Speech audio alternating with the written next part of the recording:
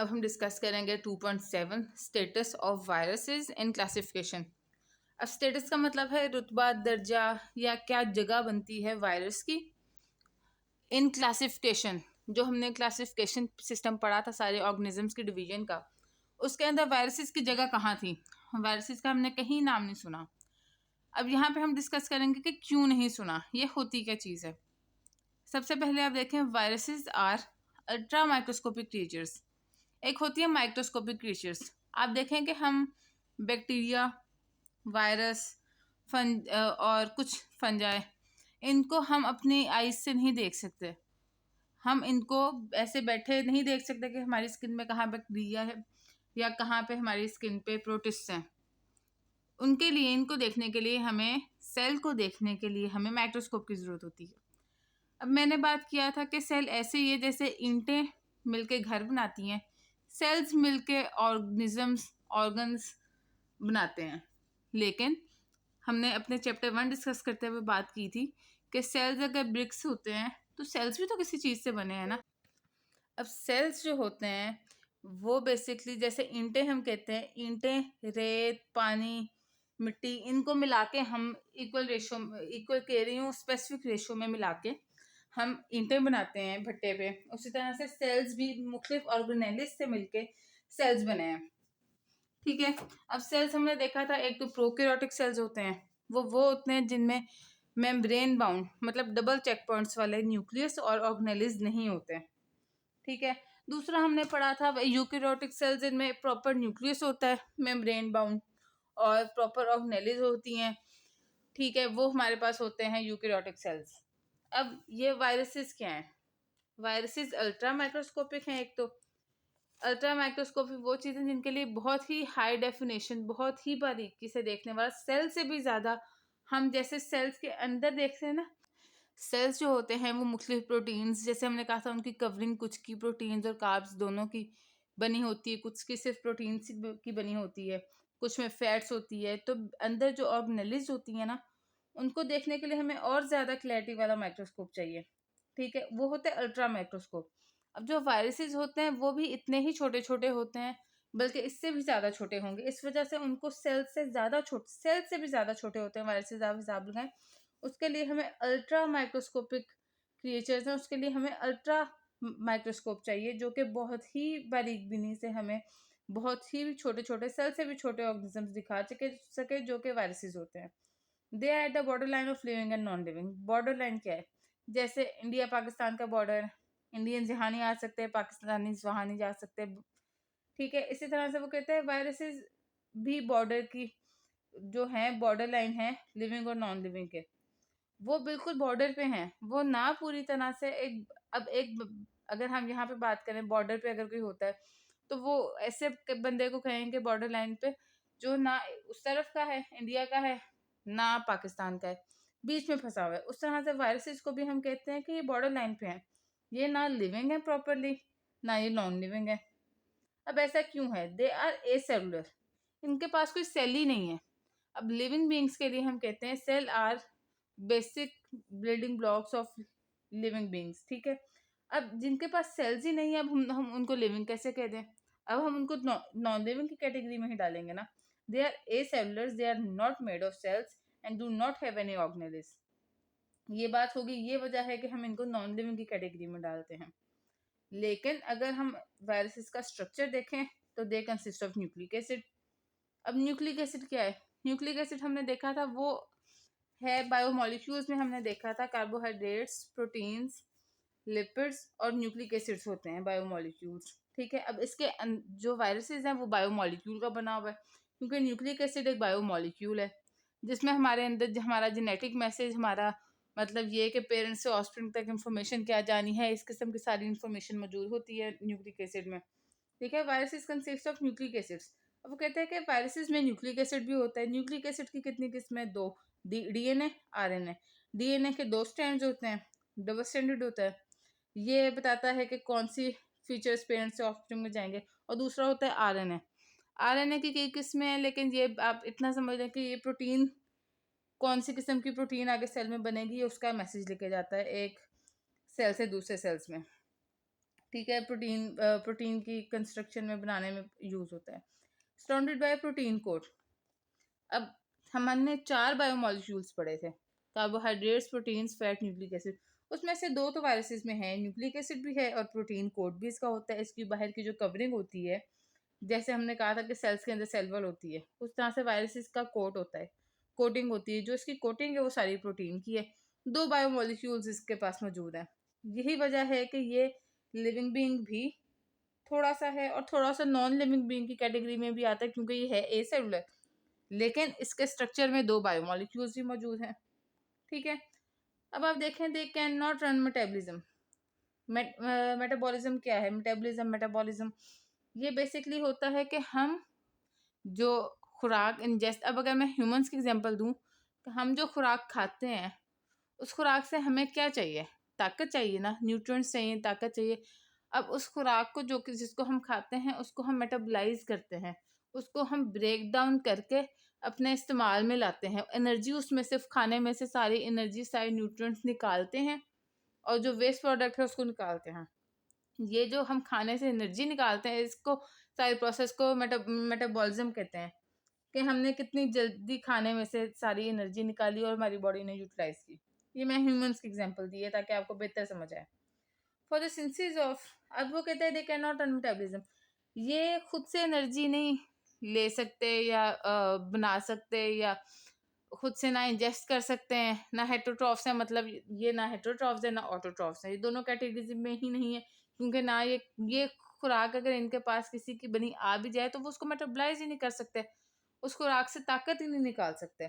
For the synthesis of proteins and to increase in number, अब देखें viruses के ऊपर कोटिंग है प्रोटीन्स की, ठीक है, और हमें पता है कि number two increase in number, उनका नंबर इंक्रीज करने के लिए उसका जो न्यूक्लिक एसिड है उसको काम करना पड़ेगा, उसको मल्टीप्लाई होना पड़ेगा, डीएनए आरएनए को मल्टीप्लाई होना पड़ेगा। ठीक है, अब एक जो वायरस है उसको अपनी हालत मेंटेन करने के लिए और उसको अपने आप को मल्टीप्लाई करने के लिए 2 चीज़ें चाहिए, प्रोटीन भी चाहिए और इंक्रीज इन नंबर भी करना है तो उनको न्यूक्लिक एसिड की मल्टीप्लिकेशन भी चाहिए। इन दोनों कामों के लिए ना वायरस पैरासाइट बन जाता है। पैरासाइट क्या है हमने पहले डिस्कस किया था, कोई भी ऐसा ऑर्गेनिज्म, कोई भी ऑर्गेनिज्म, लेट से ए है एक ऑर्गेनिज्म, वो किसी और ऑर्गेनिज्म को, जिसको हम बी कहते हैं, लेट से एक ए ऑर्गेनिज्म बी ऑर्गेनिज्म से अगर कोई चीज़ खाना ले रहा है, ताकत ले रहा है, उसकी मेटाबोलाइज की हुई न्यूट्रिएंट्स एनर्जी ले रहा है, उसको अपने फ़ायदे के लिए इस्तेमाल कर रहा है बी ऑर्गेनिज्म को, लेकिन खुद उसको कोई फ़ायदा नहीं दे रहा, उल्टा नुकसान पहुंचा रहा है, ऐसे ऑर्गेनिज्म को हम कहेंगे पैरासाइट, जो कि जिस ऑर्गेनिज्म से फ़ायदा ले रहा है उसको उल्टा नुकसान पहुंचा रहा है, या ना फ़ायदा दे रहा है ना खामोश बैठा है, उल्टा नुकसान पहुंचा रहा है, वो होता है पैरासाइट।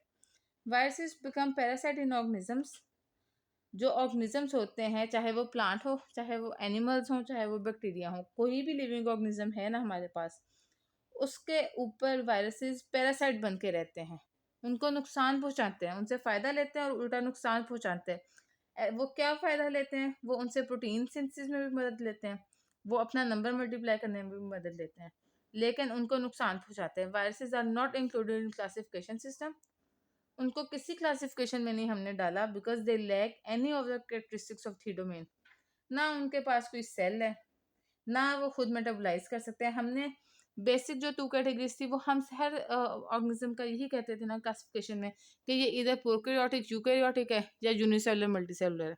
तो जाहिर है वायरस ए सेलुलर है तो वो क्लासिफिकेशन का हिस्सा नहीं बन सकता था।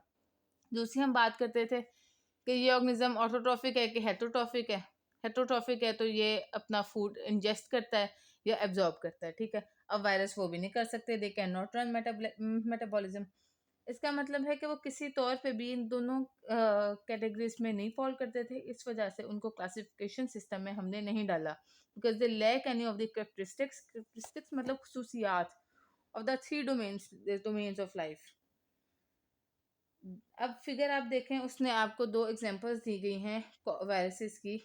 पहली एग्जांपल है बैक्टीरियोफेज की। बैक्टीरियो मतलब बैक्टीरिया, फेज मतलब खाने वाला, बैक्टीरिया को खाने वाला, इस वायरस का नाम ही बैक्टीरियोफेज है, बैक्टीरिया को खाने वाला वायरस, ठीक है। दूसरा है influenza virus. Influenza virus humans पे अटैक करता है, ह्यूमंस का इम्यून सिस्टम डाउन करके तो उनमें डिजीज कॉज करता है। ठीक है, एक बैक्टीरिया की वायरस की एग्जांपल दी, बैक्टीरिया को मारने वाले की, और एक ह्यूमंस को अफेक्ट करने वाले वायरस की एग्जांपल दी है आपकी बुक ने। अब हम इन एग्जांपल्स को की थोड़ी सी पिक्चर क्लियर करके आपको दिखाऊंगी, ताकि आपको वायरस का एक दफ़ा जो स्ट्रक्चर है वो माइंड में बिल्कुल क्लियर हो जाए। अब ये उन दो वायरसेस की पिक्चर है जो आपकी बुक में डिस्कस किए थे। पहली पिक्चर है बैक्टीरियोफेज की, बैक्टीरिया को खाने वाले वायरस की। अब आप देखें कि हमने कहा था कि एक तो इसकी प्रोटीन कोट होती है। अब ये जो बैक्टीरियोफेज होता है इसकी पिक्चर आपकी बुक में भी है लेकिन थोड़ी ब्लर्ड है। इसका एक होता है सर, जिसको हम कहते हैं कैप्सिड हेड, ठीक है, और दूसरी उसकी होती है दुम, जिसे हम कहते हैं टेल शीथ। उसके नीचे लगी होती हैं टांगों के नीचे, टेल के नीचे उसके लगी होती हैं टांगें सी बनी होती हैं जिनको हम कहते हैं टेल फाइबर्स। अब ये सारी डिटेल्स आपके करने की नहीं है, लेकिन आपका कॉन्सेप्ट क्लियर होना चाहिए। अब ये क्या करते हैं, बैक्टीरिया के ऊपर ना अपने टांगें, ये जो टेल फाइबर्स हैं वो टांगें रखते हैं। जो स्पाइक्स है ना, ये जो नुकीले दांत हैं इससे वो बैक्टीरिया के अंदर मोरी करते हैं। जो इसका कैप्सिड हेड है और जो टेल है, ये सारी प्रोटीन का कोट है ऊपर, प्रोटीन की पूरी एक तय है इसके ऊपर जो वायरसेस को प्रोटेक्ट करती है। और ये अंदर जो आपको पर्पल से कलर का नज़र आ रहा है ना, ये है डीएनए। बैक्टीरियोफेज के अंदर होता है डीएनए। हमने कहा था या डीएनए होगा या आरएनए होगा। बैक्टीरियोफेज के अंदर होता है डीएनए, ये भी बात आपने याद रखनी है। अब ये क्या करेगा, स्पाइक से मोरी करेगा बैक्टीरिया के सेल के अंदर, और अपना जो ये डीएनए है ना वो बैक्टीरिया के अंदर डाल देगा। अब हमें पता है कि डीएनए जो है वो हेरिडिटरी मटेरियल होता है, ये नस्ल बढ़ाने का काम करता है। तो ये डीएनए जो है ना वो बैक्टीरिया के अंदर जाकर मल्टीप्लाई होगा, 1 से 2, 2 से 4 वायरसेस बनेंगे, और उस बैक्टीरिया को मार के और उसके अंदर वायरस को मल्टीप्लाई करके 1, 2 से 4, 4 से 8 बेशुमार वायरसेस उस बैक्टीरिया के अंदर से निकाल देता है। अब वो क्या करता है, उसकी सारी जो बैक्टीरिया होता है उसकी मशीनरी अपने इस्तेमाल के में लाता है और बैक्टीरिया को नुकसान पहुंचाता है। इस वजह से उसको हम कहते हैं पैरासाइट। ठीक है, अब दूसरी हमने देखा था इन्फ्लुएंजा वायरस। अब ये उसका स्ट्रक्चर जो आपकी बुक में पिक्चर दी हुई है वो थोड़ी ब्लर्ड है। इसमें भी ऐसे ही होता है, इसमें जो बाहर कवरिंग होती है वो सारी होती है प्रोटीन की। अब ये आपने कंफ्यूज नहीं होना, एक तो ये आपके कोर्स का हिस्सा नहीं है तो आपने स्ट्रक्चर्स याद नहीं करने हैं। आपको सिर्फ इतना पता होना चाहिए कि ये ऊपर जो ये लॉलीपॉप स्टिक्स टाइप लगी हुई हैं, आइसक्रीम टाइप, ये जो हैं ये प्रोटीन कोट है इसकी। अब ये जो दो नाम हैं ये प्रोटीन की किस्में हैं। ठीक है, इस वजह से आपने परेशानी होना कि इतने औखे नाम है। आप सिर्फ ये जहन में रखें कि बाहर सारी प्रोटीन की कवरिंग है और अंदर जो है ना segmented viral RNA. Influenza virus के अंदर जो हेरिडिटरी मटेरियल होता है या जो न्यूक्लिक एसिड होता है वो आरएनए होता है, और बैक्टीरियोफेज के अंदर डीएनए होता है। ये चीज़ आपने जहन में रखनी है, बस आपका सिर्फ ये ज़रूरी काम है। दूसरा ये काम है कि जो बैक्टीरियोफेज होता है उसका ये लंबा सा स्ट्रक्चर होता है सिलेंड्रिकल टाइप का, और जो इन्फ्लुएंजा वायरस होता है उसका सर्कुलर स्ट्रक्चर होता है। ठीक है, अब आपको ये पिक्चर्स की डिटेल सिर्फ आपको इसका स्ट्रक्चर समझाने को बताई है कि चाहे किसी भी किस्म का वायरस हो उसमें प्रोटीन कोड कैसे मौजूद होती है और उसके अंदर डीएनए कैसे मौजूद होता है या आरएनए कैसे मौजूद होता है, ये आपने समझना है।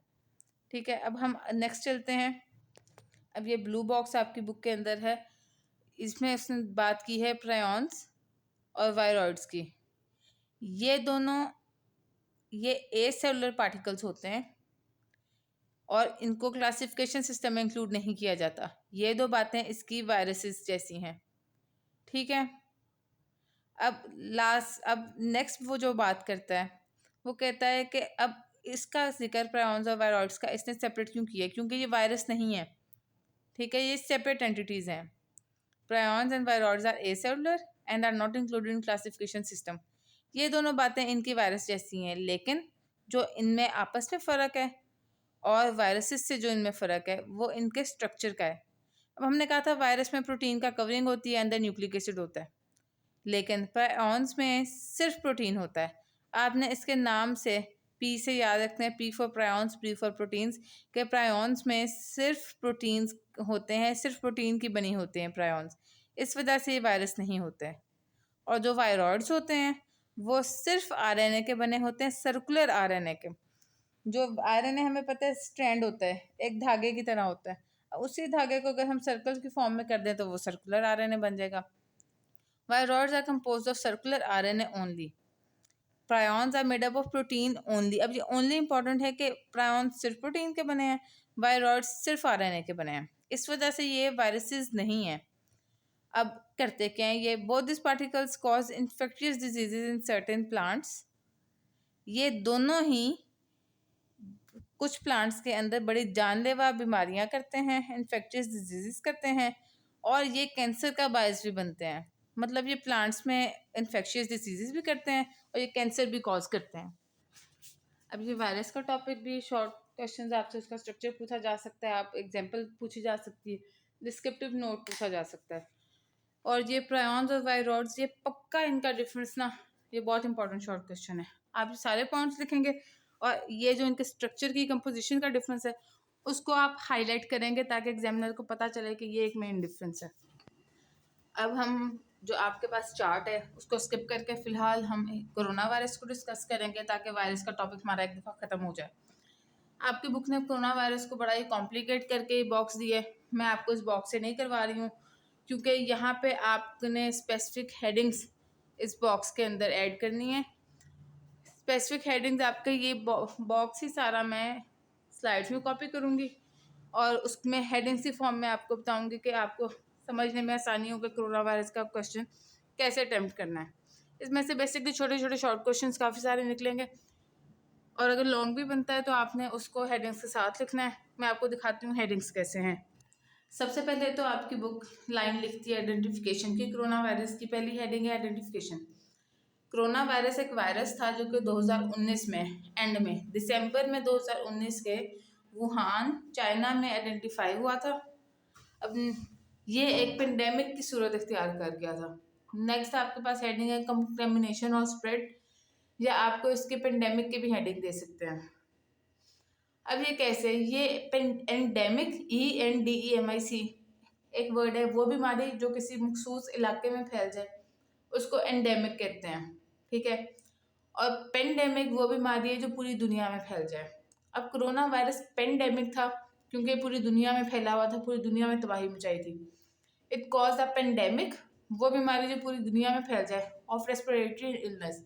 रेस्पिरेटरी इलनेस वो होती है जो रेस्पिरेशन से रिलेटेड बीमारी हो। रेस्पिरेशन कहते हैं सांस लेने को, और लंग्स को खींच के जब हम सांस बाहर निकालते हैं और इनहेल करते हैं, सांस हमारे फेफड़ों तक लेके जाते हैं, इस प्रोसेस को रेस्पिरेशन कहते हैं। इससे मुतल्लिक बीमारी को रेस्पिरेटरी इलनेस कहेंगे।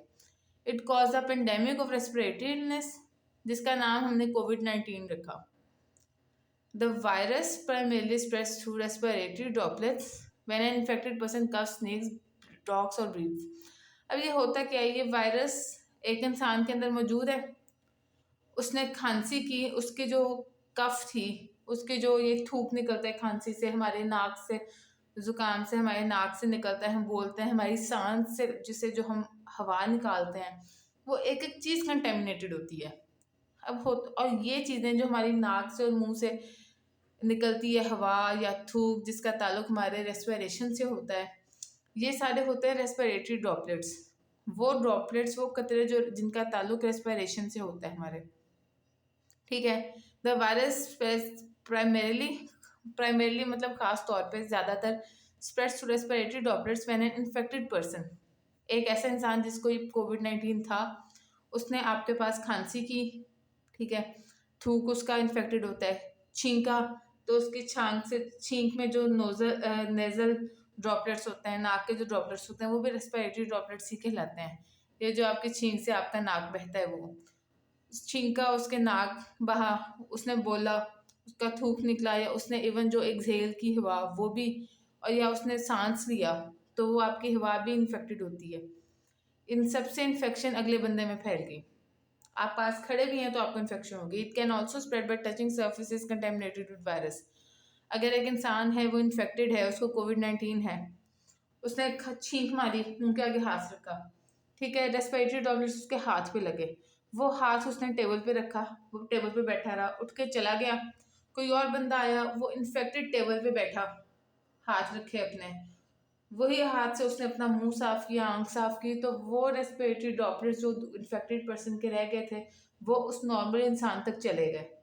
ये इसका मोड ऑफ स्प्रेड या मोड ऑफ कंटेमिनेशन है। जैसे हमने मलेरिया का डिस्कस किया था ना कि जो होता है मच्छर ने काटा, मच्छर ने काटा, मच्छर के काट इन्फेक्टेड मच्छर के काटने से नॉर्मल इंसान में चला गया, उस तरह से यहाँ पे इन्फेक्टेड इंसान के रेस्पिरेटरी ड्रॉपलेट से नॉर्मल इंसान तक चला जाता है। इस वजह से हम कहते थे कि कहीं निकलना नहीं है बाहर, कहीं किसी चीज़ को हाथ नहीं लगाना, अपने घर में महदूद रहना है, हर वो चीज़ साफ करके इस्तेमाल करनी है।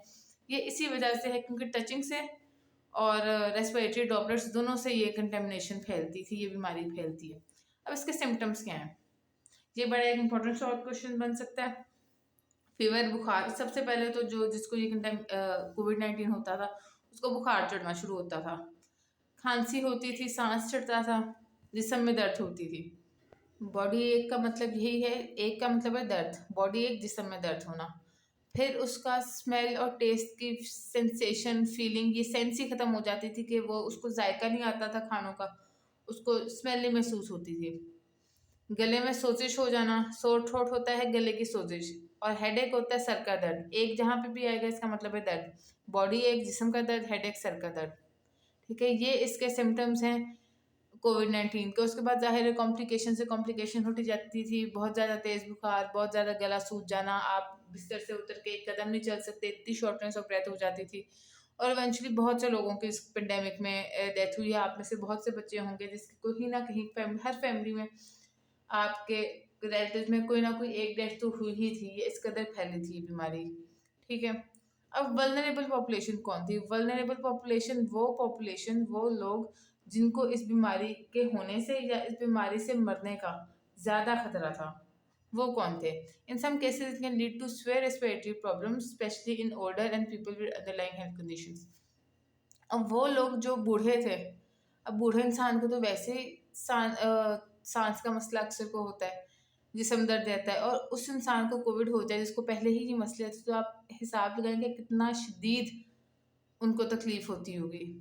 ओल्डर पॉपुलेशन में ये बीमारी बहुत बहुत ज़्यादा वल्नरेबल थे, उनको बीमारी हो जाती थी तो बड़ी ख़तरनाक थी। और वो जिनमें underlying health condition, underlying health condition मतलब ऐसी बीमारी जो पहले से ही किसी इंसान को कोई बीमारी हो जाना, जैसे डायबिटीज़ है, बहुत सी आवाम को होती है, बीपी का मसला है, एस्थमा का मसला है। एस्थमा के जो बीमारी से जो लाहक लोग थे वो सबसे ज़्यादा वल्नरेबल थे, क्योंकि एस्थमा भी सांस की बीमारी है।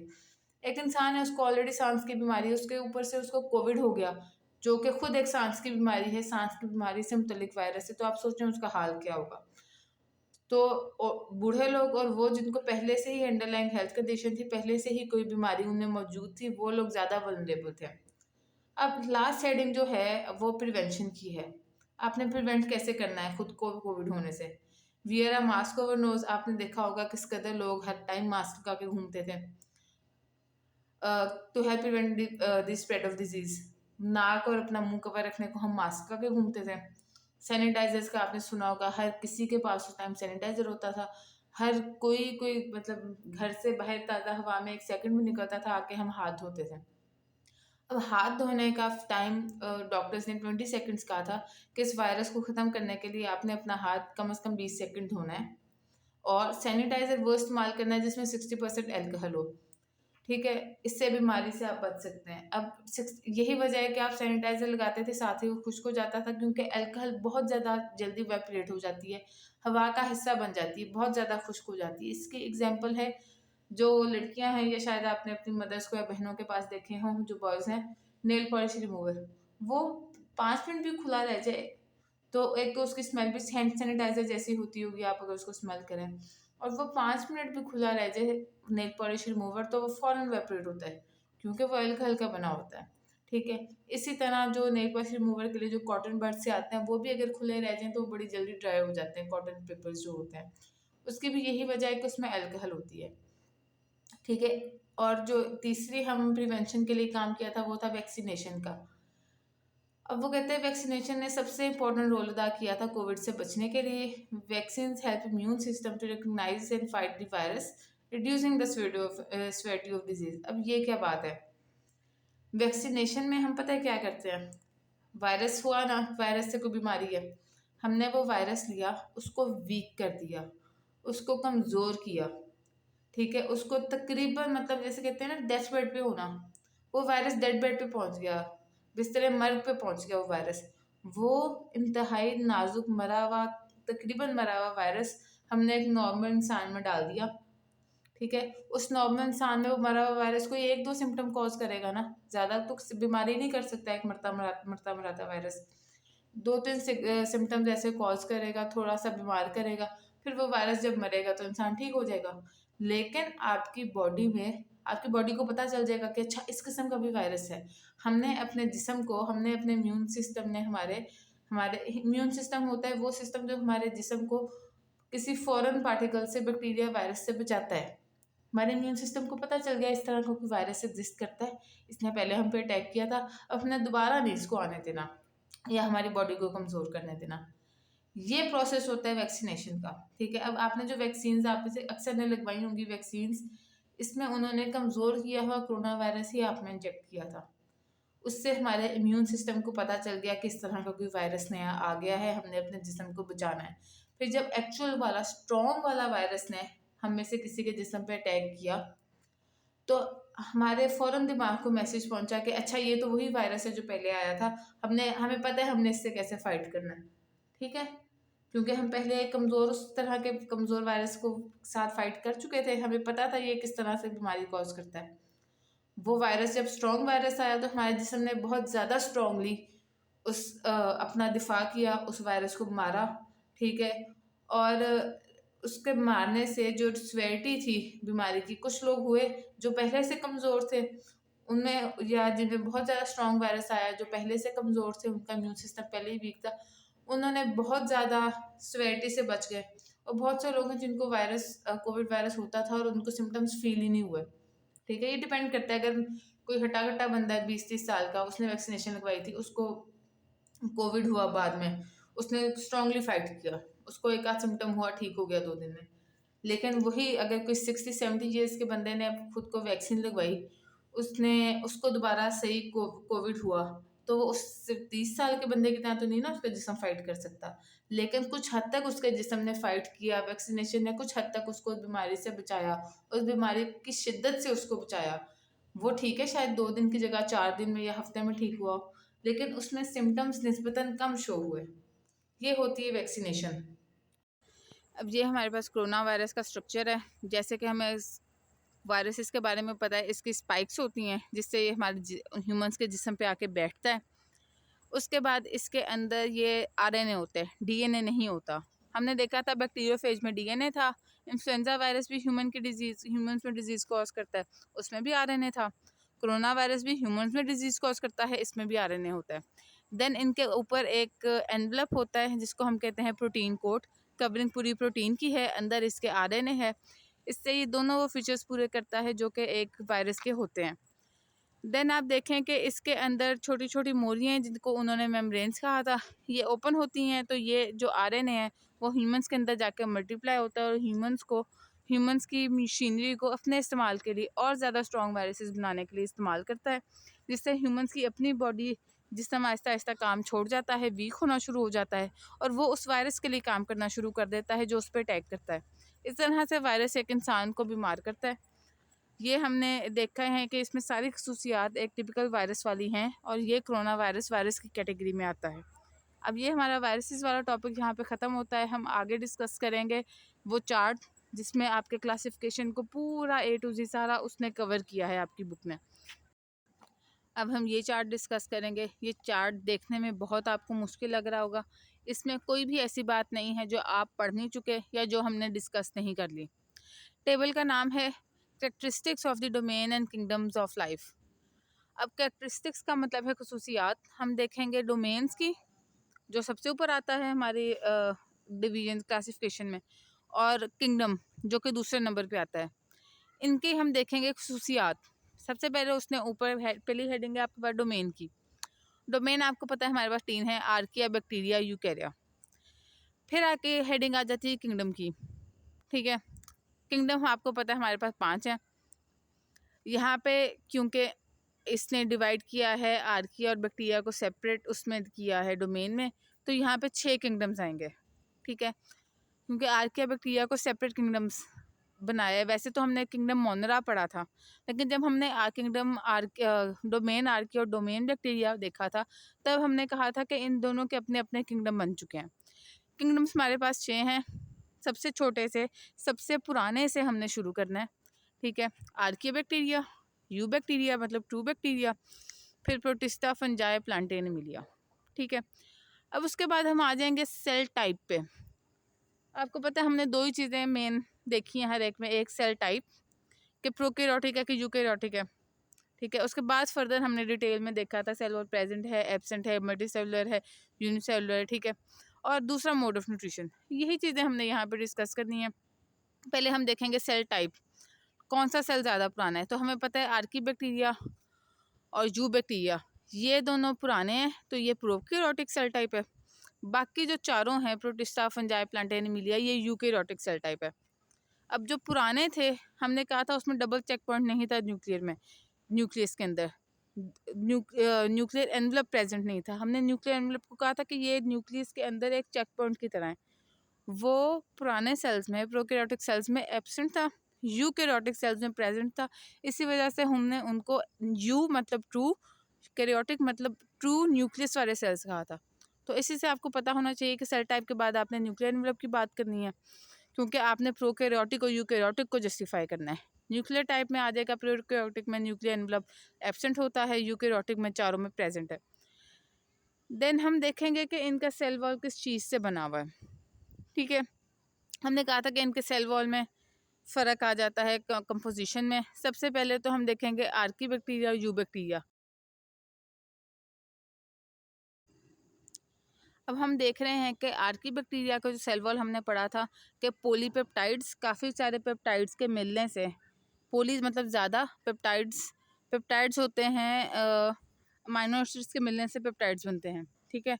पॉलीपेप्टाइड्स की और काफ़ी सारे पेप्टाइड्स के मिलने से बनती है प्रोटीन। ये हम सारा एक पेज पे लिख के मैंने डिस्कस किया था आपके साथ, ठीक है। तो पॉलीपेप्टाइड्स और प्रोटीन्स की आर्की बैक्टीरिया की सेल वॉल होती है, जबकि यू बैक्टीरिया की पेप्टाइडोग्लाइकन की होती है, मतलब पेप्टाइड्स और ग्लाइकन्स मतलब शुगर्स। पेप्टाइड्स और शुगर के मिलने से जो सेल वॉल बनती है वो पेप्टाइडोग्लाइकन की होती है, वो यू बैक्टीरिया में होती है। आर्की बैक्टीरिया में सिर्फ प्रोटीन्स और पॉलीपेप्टाइड्स की होती है। नेक्स्ट हम प्रोटिस्टा में आ जाएंगे। प्रोटिस्टा में उसने कहा था क्योंकि हमारे पास प्रोटिस्टा में प्लांट लाइक भी होते हैं, एनिमल लाइक भी होते हैं, फंजाई लाइक भी होते हैं, तो present in some various types. क्योंकि ये तीनों अगले तीनों जो किंगडम्स हैं उससे मिलते हैं प्रोटिस्टा के ऑर्गेनिजम्स, तो कुछ में होती है कुछ में नहीं होती, क्योंकि जो एनिमल लाइक है उनमें नहीं है, जो प्लांट लाइक फंजाई लाइक है उनमें है। और उनकी कंपोजिशन भी सेल वॉल की फ़र्क है, किसी में काइटिन की है, किसी में सेलुलोज की है, किसी में पॉलीसेक्राइड की है, ठीक है। उसने कहा है कि कुछ में है और है भी वेरियस टाइप्स की। अब फंजाई की बात करें, हमें पता है कि फंजाई की सेल वॉल हमेशा काइटिन की बनी होती है, यही फंजाई की खसूसियत है कि उसकी सेल वॉल काइटिन की होती है। प्लांट्स की बात करें तो हमें पता है प्लांट्स की सेल वॉल मोस्टली सेलुलोज की बनी होती है। कुछ में पॉलीसेक्राइड्स, काफ़ी सारी शुगर्स के मिलने से पॉलीसेक्राइड्स, मतलब आप देखें ना सेलुलोज भी कार्बोहाइड्रेट्स की कैटेगरी में ही आता है, कॉम्प्लेक्स कार्बोहाइड्रेट होता है। पॉलीसेक्राइड्स भी कार्ब की कैटेगरी में आते हैं। मतलब सेल वॉल प्लांट्स की कार्ब से ही बनती है, उसकी किस्म फ़र्क है, किसी में सेलुलोज किस्म की टाइप की कार्बोहाइड्रेट्स यूज़ होते हैं और कुछ में पॉलीसेक्राइड्स, काफ़ी सारी शुगर्स के मिलने से जो मॉलिक्यूल बनता है उसकी सेल वॉल होती है, ठीक है। ये कोई मतलब हम प्रोटीन या फैट नहीं लेके आ रहे, बात सेलुलोज और पॉलीसेक्राइड्स दोनों कार्ब्स की कैटेगरी में ही आते हैं। प्लांट्स की सेल वॉल इनकी बनती है, एनिमल्स में हमें पता है सेल वॉल होती ही नहीं है, यही उसकी एक कैरेक्टरिस्टिक है। तो हमें परेशान होने की भी ज़रूरत नहीं है कि सेल वॉल किस चीज़ की बनी है एनिमल्स में, क्योंकि वो होती एब्सेंट है। अब आ जाए मोड ऑफ न्यूट्रिशन पे।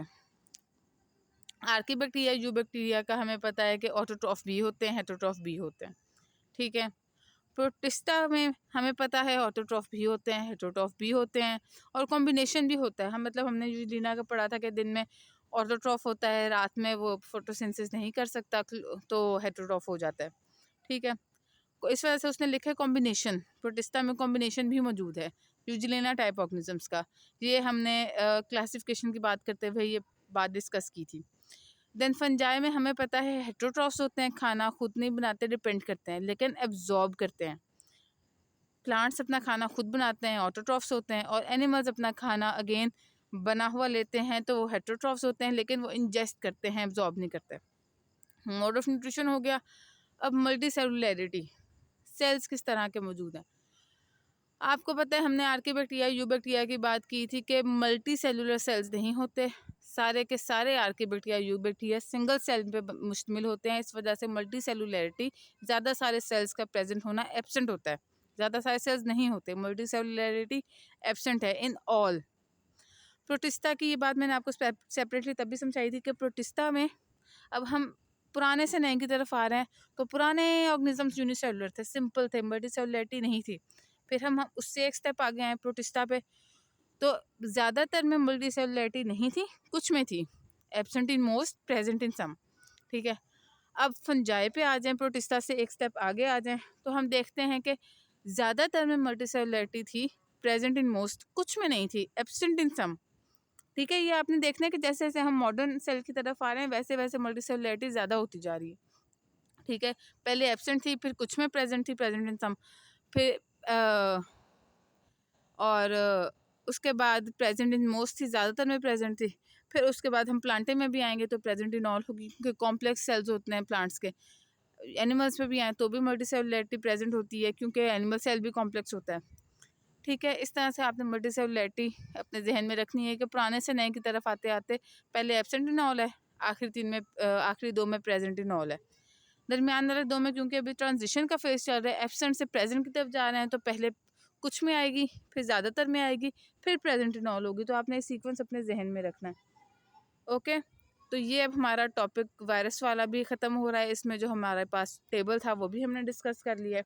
अब हमारा इस चैप्टर का एक टॉपिक रह गया है, बायोनोमियल नोमेनक्लेचर, और फिर हम इसकी एक्सरसाइज डिस्कस करेंगे। आपके जहन में कोई भी क्वेश्चन हो, कोई भी परेशानी हो, आप कमेंट सेक्शन में पूछ सकते हैं, उसका आंसर किया जाएगा इंशाल्लाह। I hope I have made my self clear in this lectures, और आपको समझ आई होगी, और लाइक और सब्सक्राइब कीजिएगा। Thank you so much. अल्लाह हाफिज़।